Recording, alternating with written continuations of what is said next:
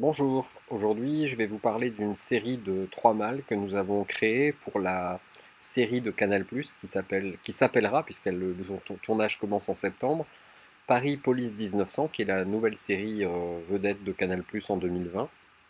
La demande était de faire 3 mâles pour le feuilleton. Euh, Ce sont des mâles dans lesquels il y aura certainement un cadavre en mousse à l'intérieur. Et donc il fallait fabriquer 3 mâles neuves dans un style 1900 et en cintrage. Donc la première chose que j'ai fait, c'est construire les fûts. Alors vous voyez que pour construire un fût, c'est pas compliqué, il ne faut pas être sorti de Saint-Cyr. C'est du peuplier de 10 mm, assemblé, collé, clouté. La seule difficulté ici, c'est qu'une fois que le fût est monté, j'ai pointé les clous beaucoup plus profondément dans le bois, puisque j'ai pas les images, puisque j'ai oublié de le filmer, mais toutes les arêtes des façades avant et de l'arrière sont en fait défoncées avec un quart de rond. Et donc bien évidemment pour éviter d'abîmer votre fraise, il faut que les clous soient profondément enfoncés de façon à ce que la fraise ne touche pas le métal. Donc on monte ça en série. Vous voyez que en général cloute, je prépare les clous, je positionne, je me sers d'une planche arrière pour maintenir, je positionne, je retourne, etc. Enfin, ça c'est du montage classique de boîte. Vous imaginez, c'est une boîte en bois.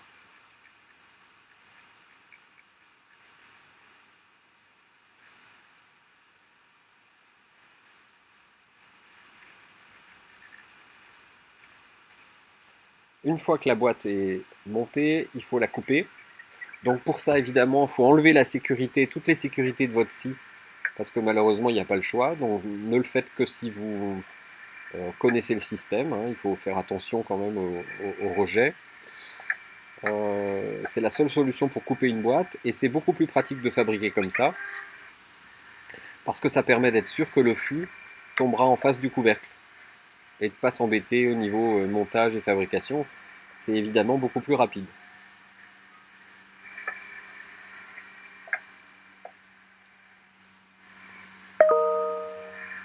Comme la malle est une malle cintrée, il me fallait des lattes en bois d'une certaine largeur, de la largeur des équerres de bijouterie ancienne que j'utiliserai pour fabriquer la malle. Donc là, j'avais sous la main des lattes en sapin. L'idéal, si on avait voulu respecter l'histoire précisément, ça aurait été de mettre des lattes en hêtre. Ici, c'est quand même du cinéma. On n'est pas dans un respect authentique à 1000%. Donc latte en hêtre, coupée. Comme il y a 3 mâles, bah évidemment, il y a un certain volume à gérer, hein. Ensuite, je les coupe à la bonne largeur.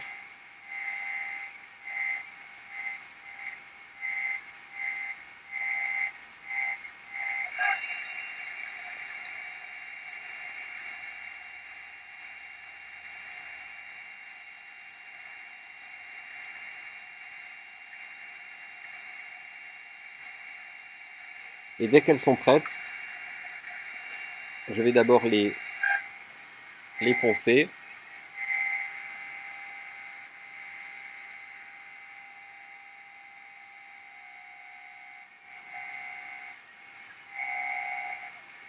Puis en fait, comme la bijouterie de la malle est cintrée, curvée, les équerres ne sont pas des éléments droits. La première chose, ça a été de reprendre en fait le gabarit de la bijouterie et de faire un quart de rond de toutes ces lattes. Alors c'est là que c'est long, puisque sur chaque malle, il y a 4 lattes sur le dessus, 4 lattes sur le dessous, plus les lattes avant-arrière. Donc il y en a un certain nombre, hein, c'est long.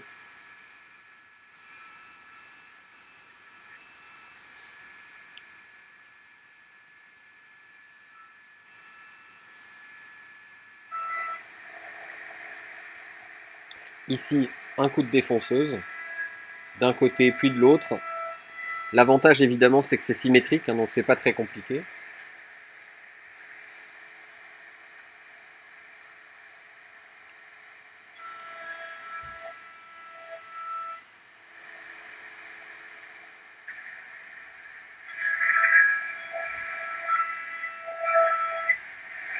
pour les longues, je suis passé à la main. Pour les courtes, j'ai mis quand même des peignes. C'est quand même intéressant de préserver ses doigts.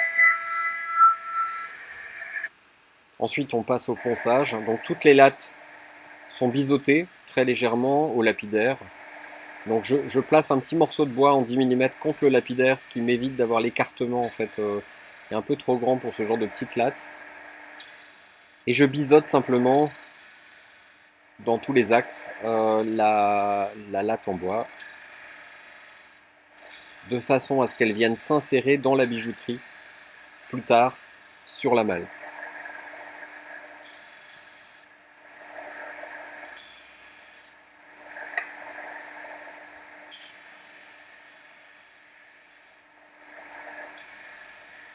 Là, aucune complexité si ce n'est de répéter X fois le même geste de façon à avoir une courbe qui soit à peu près identique partout.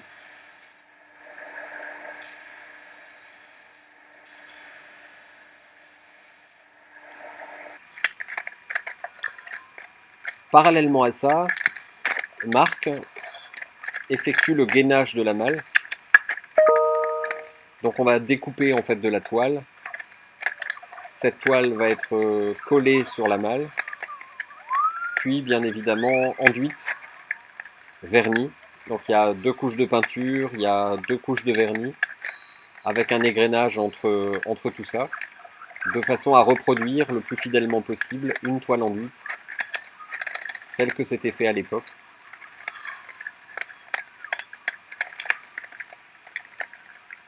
Donc là pareil, il a dû répéter les opérations X fois, puisqu'il y a 3 malles. Et le rembordage de la toile se fait à l'endroit où on aura nos futures lattes. Ce qui fait que c'est invisible et impossible à repérer tant que la malle n'est pas démontée.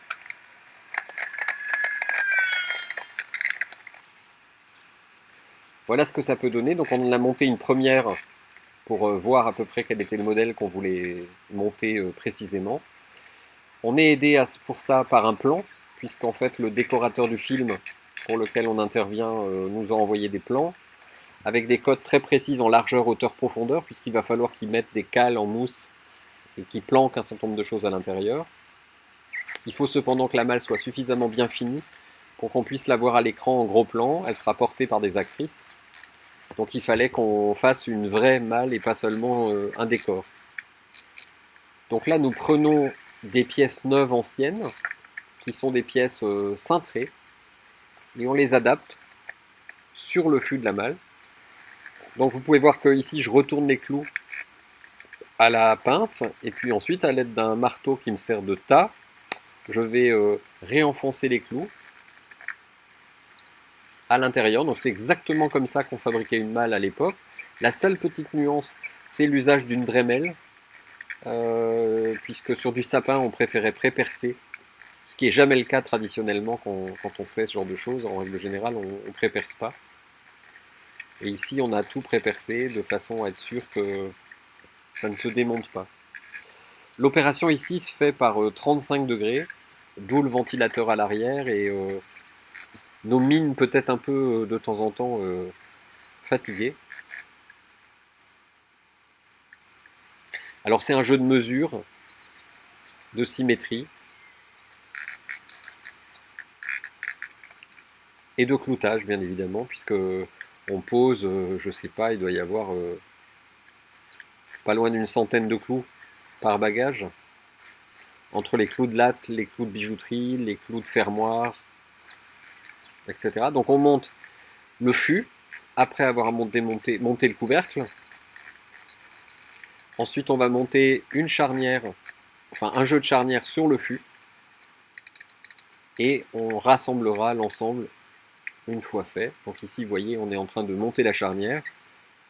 Donc on pose 3 charnières autobloquantes, ce qui évite une sangle, ce qui fait que pour le film ça sera plus pratique pour eux puisqu'ils pourront ouvrir sans avoir de sangle soit embêtante. Les charnières autobloquantes c'est très très pratique puisque ça vous tient tout seul le couvercle.